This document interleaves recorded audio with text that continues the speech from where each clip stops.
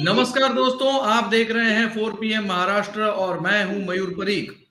दोस्तों, अब राष्ट्रवादी कांग्रेस पार्टी किसकी, सिंबल घड़ी का किसका होगा, चुनाव आयोग किसके पक्ष में फैसला देगा। मामला पूरी तरह से अब कानूनी हो गया है।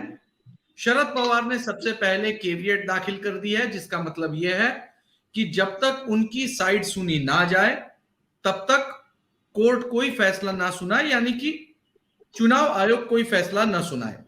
दूसरी तरफ अजीत पवार जो हैं, उन्होंने 40 विधायकों के दस्तखत वाला एक खत चुनाव आयोग को दे दिया है और कह दिया है कि उन्होंने शरद पवार को पार्टी का बतौर अध्यक्ष पद से हटा दिया है। कहने का मतलब साफ है कि अब वर्चस्व की लड़ाई जो है वो कानूनी जामा पहन चुकी है। चुनाव आयोग को कोई ना कोई फैसला करना पड़ेगा। इससे पहले शरद पवार ने एक खत दिया स्पीकर को और पार्टी का जो व्हीप होता है उसे बदलने का ऑर्डर दे दिया। जितेंद्र आव्हाड को पार्टी का व्हीप बना दिया और जिन 9 विधायकों ने विधायक पद की, मंत्री पद की शपथ ली है, उन्हें डिसमिस करने का भी एप्लीकेशन दे दिया है। किसका पलड़ा भारी है, किसका पलड़ा हल्का है, ये अब कानूनी दांवपेच है। आज इस पूरे विषय में बात करने के लिए हमारे साथ में एडवोकेट गणेश सोवानी जी मौजूद हैं।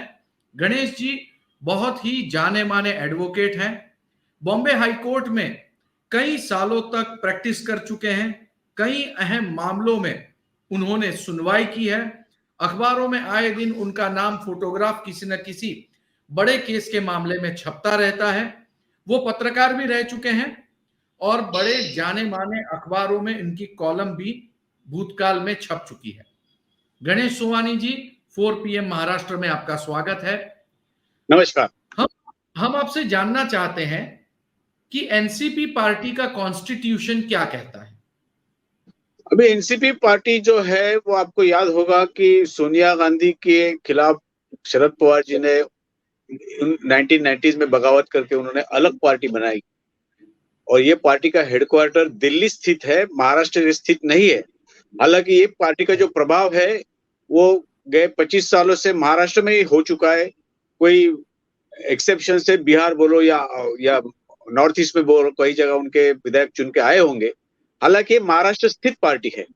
अभी शरद पवार जी ने जो रविवार को जो महाराष्ट्र में जो हड़कंप मच गया और अजित पवार जी ने जो 40 से भी ज्यादा उनका कहना है कि जो एमएलए है वो हमारे पीछे है, उन्होंने दावा जब किया उस समय जो पत्रकारों के साथ जब शरद पवार जी की जब बातचीत हो गई थी, उस समय शरद पवार जी ने बोला कि जो भी अभी कुछ हो रहा है उसके बारे में हम कानूनी कोई कार्रवाई करने की संभावना है, हम जनता के सामने जाएंगे। लेकिन अभी आपने जो बताया कि इलेक्शन कमीशन के पास शरद पवार जी का जो ग्रुप है, फैक्शन है एनसीपी का, उन्होंने कैवेट दाखिल किया है। उसका मतलब यह है कि जो आप कोई भी निर्णय लेवे उस पहले हमको सुन लिया जाए, उसके पश्चात आप निर्णय दे। तो इसमें मुझे याद आ रही है कि पिछले गए बराबर 1 साल पहले शिवसेना में जो भगदड़ हो गई थी और महाराष्ट्र के हमारे थाने शहर के जो एकनाथ जी शिंदे है, उन्होंने जो बगावत की और करीब 30 और 35 शुरू में लेके गए, बाद में वो संख्या बढ़ती गई और जब वो उन्होंने जो बगावत जो की और उसमें उसके बाद जो शिवसेना उद्धव ठाकरे जी के नेतृत्व के उन्होंने जो हर मोड़ पे जो कानूनी चुनौती दी है, उन्हें जो फॉलोअप जो किया है, उस तरह का फॉलोअप शरद पवार जी के ग्रुप से कितना होगा इसके बारे में मुझे शंका है। क्योंकि आज भी अजित पवार जी ने जो दावा किया, उन्होंने ये बोला है कि हमारे पास 30 से भी ज्यादा विधायक है, 42 लोगों के हमारे पास एफिडेविट भी है। लेकिन हमारे मीडिया वालों का ये कहना है कि उसमें कुछ 6 या 7 आमदारों की कमी है, विधायकों की।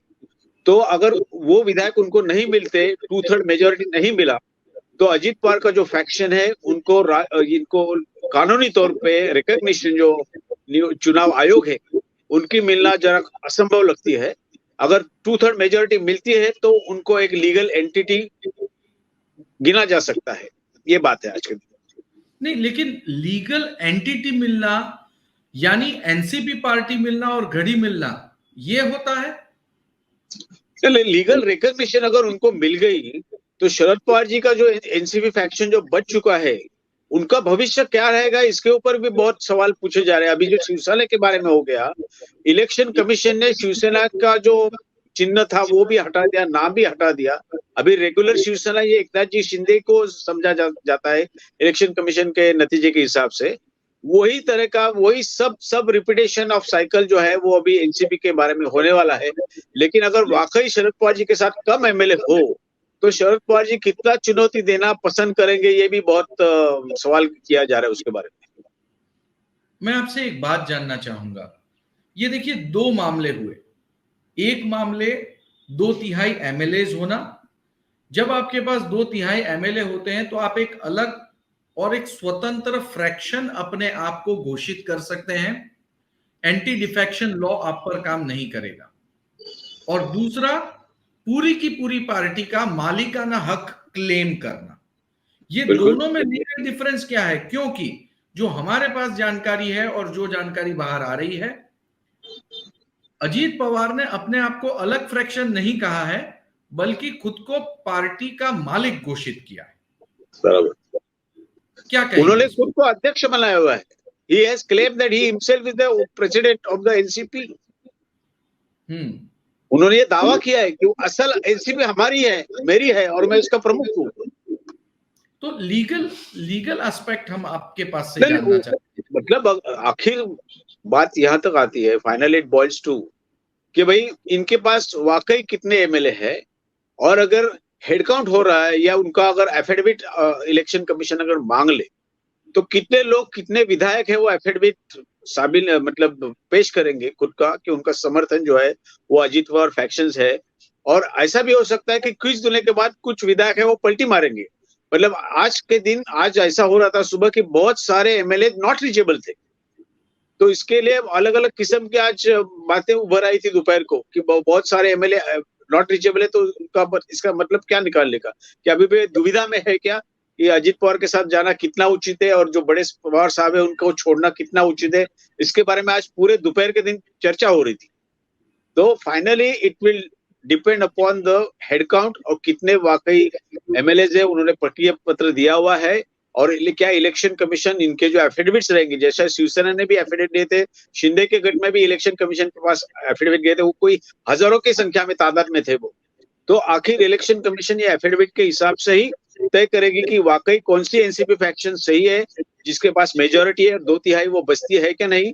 अगर 2/3 के ऊपर होते हैं तो उनका ग्रुप माना जाएगा, उनको जो आमदार की जो है एमएलए शिप जो है वो भी बच सकती है, उनकी एमएलए शिप बच सकती है और पार्टी मिल सकती है। दोनों बातें बिल्कुल। They will continue to be MLA and the party will survive. तो NCP faction led by Ajit Pawar will be recognised as a lawful NCP. जो शिवसेना के बारे में हो गया, हाँ, जो शिवसेना के बारे में हो गया, आज के दिन एकनाथ शिंदे जी को जो एनसीपी जो माफ कीजिए शिवसेना का जो रिकॉग्निशन मिला है वो अभी असली शिवसेना हो गई इलेक्शन कमीशन के हिसाब से। और अभी तक सुप्रीम कोर्ट ने ये ऑर्डर को सेट असाइड नहीं किया हुआ है। तो जब तक सुप्रीम कोर्ट इसमें कोई इंटरफियर नहीं करती तब तक सब लोगों को मानना पड़ेगा कि जो असली शिवसेना है वो एकनाथ शिंदे जी की है। लॉ इज अ लॉ, भले लोगों के मन में कुछ भी हो लेकिन वो मानना पड़ेगा हमको। मैं एक और सवाल पूछना चाहूंगा आपसे। बहुत इंटरेस्टिंग बात आपने कही। सिर्फ एमएलए एमपी की एफिडेविट ही मायने रखती है या फिर जो पदाधिकारी हैं उनके एफिडेविट भी मायने रखते हैं? नहीं, अभी party faction is, party structure is different and Vidhan Sabha में जो आमदार जो है उनका इकट्ठा होना उसमें भी फर्क है। For the recognition of the election party, मतलब पॉलिटिकल पार्टी जो राजकीय जो पक्ष है उसका अगर तय करना है तो एमएलए की संख्या काफी अहम है। और अगर चुनाव लड़ना है तो पार्टी स्ट्रक्चर जो है, अभी शिवसेना के पास थोड़ा मैं विषय थोड़ा अलग करना चाहता हूँ। आज के दिन ये बात है कि उद्धव ठाकरे जी को शिवसेना है, उनका पार्टी स्ट्रक्चर जो है वो स्टेट लेवल, जिला लेवल, तालुका लेवल और ब्लॉक लेवल पर पूरा इंटैक्ट है। हालांकि ये एकनाथ शिंदे जी की शिवसेना है वो बहुत जगह उनका पार्टी स्ट्रक्चर खड़ा नहीं कर पाई है, और यही वजह से मुंबई में चुनाव नहीं हो रहा है, because they don't have a party structure in Mumbai city. तो इसमें यह बात होगी अगर ये एनसीपी जो अजीत पवार जी की है उनको अगर रिकॉग्निशन मिलना है, ये सच एनसीपी है, तो उनको आज के दिन एमएलए जो है वो देखना बहुत उचित पड़ेगा, उनके पास वाकई कितनी संख्या है एमएलए लोगों की। जी, गणेश सुहानी जी, बहुत बहुत धन्यवाद। आपने कई सारे बिंदुओं पर ऐसा प्रकाश डाला है जिससे कंफ्यूजन दूर हो सकता है।